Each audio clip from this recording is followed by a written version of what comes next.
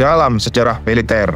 Nama Heinz Guderian mungkin tidak seterkenal Jenderal Rommel atau Jenderal Patton di pihak sekutu, tapi kontribusinya dalam membentuk wajah perang modern luar biasa besar. Jika kita bicara tentang Blitzkrieg, otomatis kita bicara tentang perubahan total dalam cara perang tradisional yang sudah ada selama ratusan tahun. Blitzkrieg yang diciptakan oleh Guderian ini ibarat semacam revolusi dalam taktik perang. Jadi, apa sebenarnya yang dimaksud Blitzkrieg? Secara harfiah, Blitzkrieg berarti perang kilat. Adalah sebuah taktik perang yang dirancang untuk menyerang musuh secara cepat, menghancurkan titik-titik vitalnya sebelum mereka sempat melakukan perlawanan, dan mengguncang mereka hingga tak sempat membalas. Blitzkrieg bukan sekedar soal tank yang melaju cepat, tapi lebih tentang cara Jerman menggabungkan tank, infanteri, artileri, dan serangan udara dalam satu gelombang serangan yang menyeluruh, membuat musuh tidak punya ruang untuk bernafas. Taktik ini muncul di saat dunia militer masih sangat kaku dengan metode perang seperti di Perang Dunia Pertama. Waktu itu, perang masih terjebak dengan taktik parit, bombardir besar-besaran yang cenderung lama, dan gerak maju yang lambat. Nah, Guderian berpikir, kenapa harus begitu? Kalau bisa diselesaikan lebih cepat, dia mau mengubah pola perang yang lambat ini menjadi gerakan yang cepat, efisien, dan membuat musuh bingung dalam sekejap. Guderian punya ide yang sangat gila. Apa jadinya jika tank, infanteri, dan pesawat tempur bisa beroperasi sebagai satu unit yang saling mendukung? Artinya, saat tank melaju menembus pertahanan musuh, pesawat tempur bisa membantu dengan membombardir dari udara, sementara infanteri mengikuti dari belakang untuk mengamankan wilayah. Hasilnya adalah perang yang menyerang dari segala arah, menghancurkan garis pertahanan musuh, dan membuat mereka kacau. Bayangkan saja, Blitzkrieg seperti badai petir yang menghantam tiba-tiba. Di awal Perang Dunia Kedua, Blitzkrieg sukses besar di tangan Guderian. Di medan perang, Blitzkrieg tidak cuma membuat musuh kebingungan, tapi juga membuat pasukan Jerman punya keunggulan besar.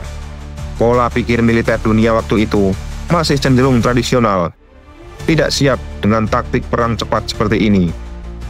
Dengan Blitzkrieg, pasukan Jerman bisa menaklukkan negara dalam hitungan minggu atau bahkan hari. Dan disinilah letak kejeniusan Guderian. Dia bukan hanya perancang strategi, tapi juga orang yang sangat cerdas dalam mengatur pola serangan. Dia tahu kapan dan di mana harus memusatkan serangan, bagaimana cara menjaga pasukan amunisi agar tetap lancar, dan bagaimana mengatur tank untuk bergerak dengan cepat di waktu yang sama. Jadi, tidak heran jika Guderian dianggap sebagai otak di balik Blitzkrieg. Seorang jenderal yang bisa membayangkan skenario perang yang belum pernah ada sebelumnya. Blitzkrieg yang digagas oleh Guderian akhirnya menjadi semacam kartu as bagi militer Jerman di awal Perang Dunia Kedua. Strategi ini pertama kali diuji di Polandia, lalu dilanjutkan di Prancis, dan hasilnya spektakuler. Dengan gerakan cepat, tank yang melesat bak badai, dan infanteri yang mengejar dari belakang, musuh tidak sempat bereaksi. Mereka kaget, kacau, dan tak siap menghadapi serangan kilat seperti itu. Tapi, tentu saja Blitzkrieg bukan sekedar teori. Guderian tahu bahwa menjalankan Blitzkrieg perlu latihan, koordinasi, dan pemahaman mendalam antara setiap unit yang terlibat. Bagi Guderian, taktik Blitzkrieg adalah bentuk seni perang yang butuh koordinasi dan disiplin tinggi. Salah satu kunci dari Blitzkrieg adalah kecepatan komunikasi antar unit. Guderian bahkan mengusulkan agar tank-tank dipasangi radio, supaya setiap pergerakan bisa dikendalikan dengan lebih presisi. Dalam satu komando, pasukan bisa bergerak dalam ritme yang sama, menciptakan harmoni serangan yang mematikan bagi musuh. Inilah yang membuat Blitzkrieg jadi berbeda dari taktik lain. Jika di Perang Dunia Pertama, serangan bisa berlangsung berbulan-bulan dan menyebabkan korban jiwa yang sangat besar. Dengan Blitzkrieg, Tujuan utamanya adalah menghancurkan musuh dalam waktu singkat. Serangan cepat, kehancuran total, dan kerugian minimal bagi pasukan sendiri. Ini juga yang membuat Guderian dikenal sebagai ahli perang yang hemat korban. Dia tahu setiap pertempuran harus dimenangkan secepat mungkin dengan dampak besar dan pengorbanan sekecil mungkin. Lalu, bagaimana bisa Guderian punya pemikiran mengerikan seperti ini? Dan siapa sebenarnya Guderian itu?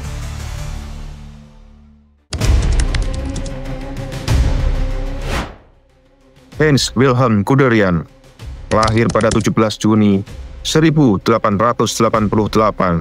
di Köln, Rusia Barat, dalam sebuah keluarga militer. Ayahnya, Friedrich Guderian, adalah seorang perwira Rusia yang disiplin, dan dari sini masa kecil Guderian sudah diwarnai kehidupan ala militer. Sejak usia muda, Guderian terpapar nilai-nilai disiplin, kehormatan, dan ketegasan yang kuat dari ayahnya, yang menjadikan hidup sebagai tentara suatu kewajiban dan tradisi. Hal ini tentu punya dampak besar pada kehidupan dan pemikirannya tentang perang di kemudian hari.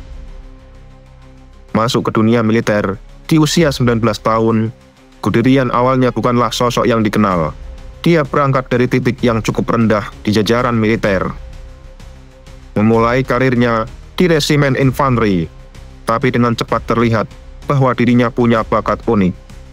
Guderian dikenal sebagai orang yang sangat teliti dan memiliki rasa ingin tahu yang tinggi, terutama tentang teknologi dan strategi militer baru yang tengah berkembang. Dia memahami bahwa teknologi bisa menjadi alat yang hebat untuk mengubah jalannya pertempuran. Bahkan, sebelum menjadi ahli dalam strategi tank, Guderian sudah melihat potensi pertempuran yang lebih cepat dan mobile. Saat Perang Dunia Pertama meletus, pada 1914, Guderian bertugas di unit komunikasi dan logistik. Banyak yang berpikir, tugasnya ini bukanlah posisi paling prestisius. Tapi bagi Guderian, ini adalah kesempatan emas. Dia belajar banyak tentang komunikasi cepat di medan perang, yang kemudian menjadi dasar penting dalam Blitzkrieg. Melalui tugasnya ini, dia mulai memahami bahwa kemampuan mengirimkan instruksi dan menerima informasi dengan cepat adalah aspek krusial dalam perang modern. Kala itu, sistem komunikasi militer yang lambat sering menyebabkan kekacauan dan kehilangan peluang emas di medan perang. Pengalaman ini sangat membentuk perspektifnya. Dia menyaksikan sendiri bagaimana pertempuran yang bergantung pada kecepatan dan respons cepat dapat memenangkan atau justru menghancurkan seluruh operasi.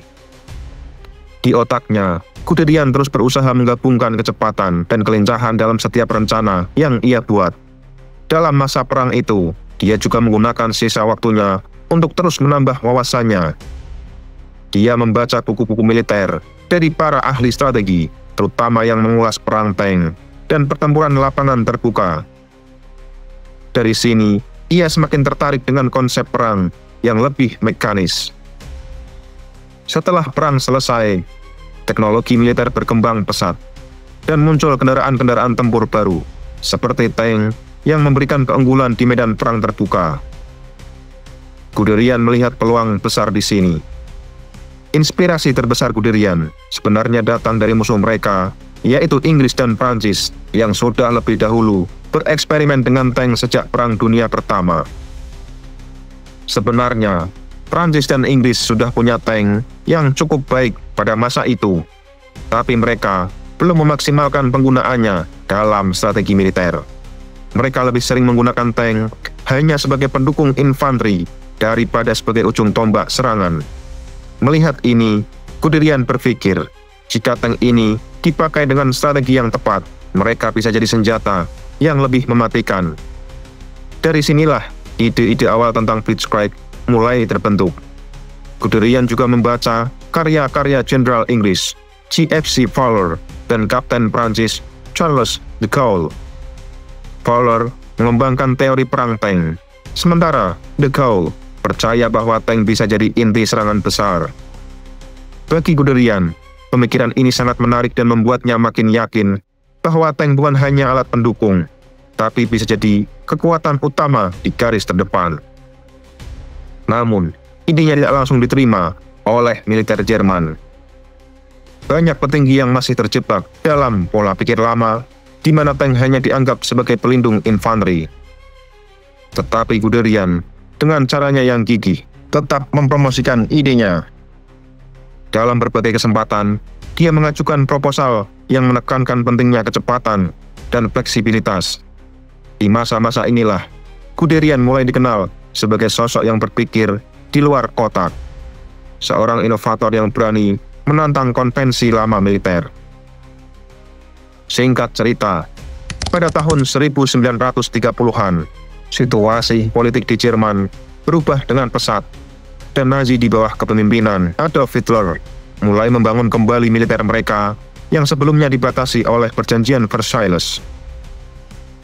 Ini adalah kesempatan emas bagi Guderian. Dengan dukungan dari pihak Nazi yang menginginkan militer Jerman kembali kuat dan modern, Guderian akhirnya mendapatkan kebebasan lebih untuk mengeksplorasi idenya tentang perang mekanis. Dia mulai menulis buku berjudul Achtung Panzer, yang isinya menguraikan konsep perang kilat dan bagaimana tank bisa jadi alat utama dalam peperangan. Dalam bukunya, Guderian memaparkan pentingnya tank bukan hanya sebagai alat serangan, tapi sebagai pusat dari keseluruhan operasi militer. Baginya, tank adalah simbol dari kecepatan, kekuatan, dan kemampuan menyerang secara mendadak. Ia juga mengembangkan strategi untuk menggabungkan pasukan infanteri, artileri, dan pesawat tempur yang semuanya bisa bekerja dalam satu kesatuan. Inilah cikal bakal Blitzkrieg. Namun, masih ada satu elemen penting yang dibutuhkan untuk membuat taktik ini berjalan lancar, yaitu komunikasi cepat. Guderian menyarankan agar semua tank dilengkapi dengan radio, sehingga setiap gerakan dan serangan bisa dikoordinasikan dengan cepat. Ini adalah inovasi besar pada masa itu, karena sebagian besar tank militer saat itu tidak memiliki radio, membuat komunikasi di lapangan jadi lambat dan sulit. Bagi Guderian, komunikasi adalah urat nadi Blitzkrieg. Tanpa komunikasi cepat, Blitzkrieg tidak akan bekerja. Dia juga sangat memperhatikan detail, seperti pentingnya koordinasi antar pasukan, penempatan tank di garis depan, dan cara memanfaatkan serangan udara untuk mendukung tank yang melaju di darat. Seluruh gagasan ini membuatnya dijuluki sebagai otak di balik Blitzkrieg, karena ia berhasil menggabungkan elemen-elemen perang modern menjadi satu kesatuan yang efektif dan mematikan. Akhirnya, pada 1939, konsep Blitzkrieg yang dirancang oleh Guderian siap untuk diuji di medan perang. Guderian berhasil menciptakan taktik yang revolusioner, dan yang menarik, dia berhasil melakukannya dengan melawan arus pemikiran militer pada masanya. Dari seorang petugas komunikasi menjadi arsitek dari salah satu taktik perang paling terkenal di abad ke-20. Guderian telah menempuh perjalanan yang panjang dan penuh tantangan, namun perjuangannya belum selesai sampai di sini.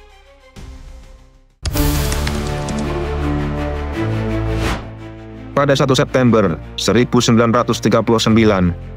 tentara Jerman menyerbu Polandia dengan kekuatan penuh. Disinilah Blitzkrieg untuk pertama kalinya diterapkan dalam skala besar. Guderian memimpin unit tank panzer yang bergerak cepat menembus garis pertahanan Polandia. Dalam hitungan jam, pasukan tank Jerman berhasil menghancurkan titik-titik penting milik musuh.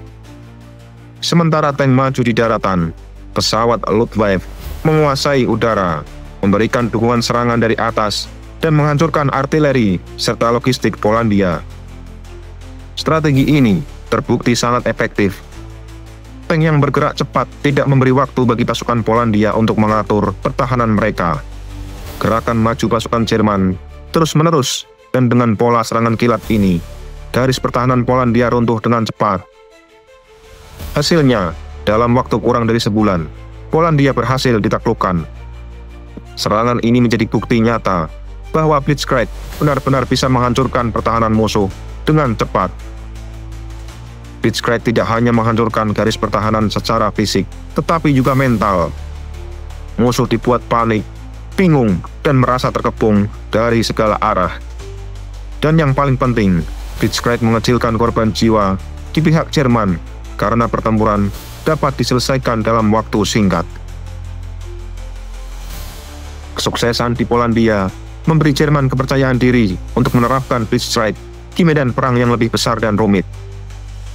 Prancis, dengan dukungan Inggris, sudah lama mempersiapkan pertahanannya, terutama dengan membangun Maginot Line, sebuah jaringan benteng yang dianggap tak terkalahkan di sepanjang perbatasan timur Prancis.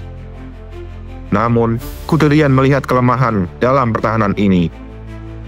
Bukannya menyerang langsung di garis Maginot yang diperkuat, Guderian menyusun rencana untuk melancarkan serangan melalui wilayah Ardennes, area hutan yang dianggap sulit dilalui.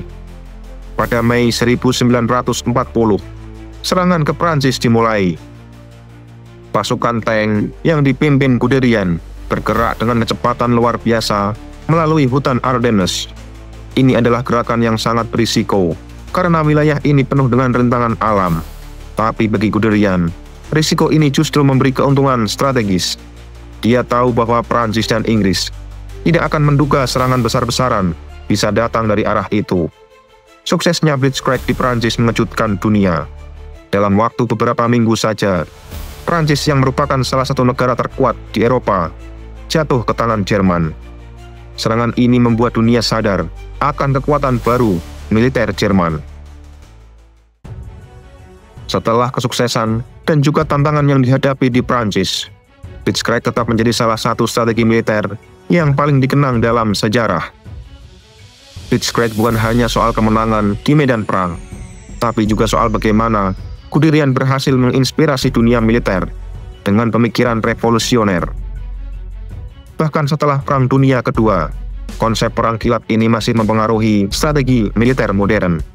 Banyak negara yang mulai mengadopsi taktik kecepatan, mobilitas, dan koordinasi yang diterapkan Guderian. Namun, bagi Guderian sendiri, perjalanan ini tidak berakhir mulus.